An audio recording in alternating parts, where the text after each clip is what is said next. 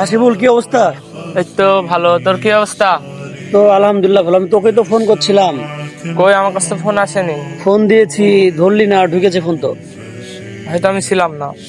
তো ব্যাপার হলো, সামনে এক জায়গায় যাও, চ ঘুরে আসি। কোথায় যাবে? একটু কাজ আছে, আধা ঘন্টা 1 ঘন্টা লাগবে বাসা থেকে বললো। না, যাবো না, যা। তো গেলে আমার জন্য উপকার হবে, একা একা ভালো লাগছে না, তাই বলছি। না, তোর সাথে গেলে কোনোটি খাওয়াবি নি টাওয়াবি নি, আর খাওয়ালো আমাকে টাকা দেওয়া লাগে, যাবো না, যা। গাড়ি ভাড়া আমাকে দেওয়া লাগে। তুই তো জানিস যে আমি পড়াশোনা শেষ করেছি 3-4 বছর হলো, যেহেতু আমি এখন বর্তমানে বেকার, আমি তো ঘুরে বেড়াই, আমার তো কাজ কাম নাই। ওইসব দেখে মানুষ, বেকার টেকার, টাকা থাকলে তো সবাই যাবে না, সে তো যাবে না।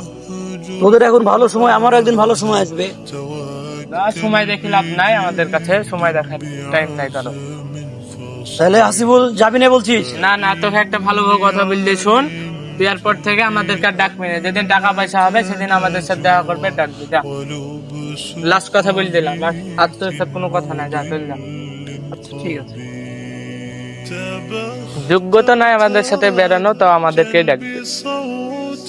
বর্তমান সমাজের মানুষ টাকার কাছে বিক্রি। এই সমাজে টাকা নাই যার, সম্মান নাই তার।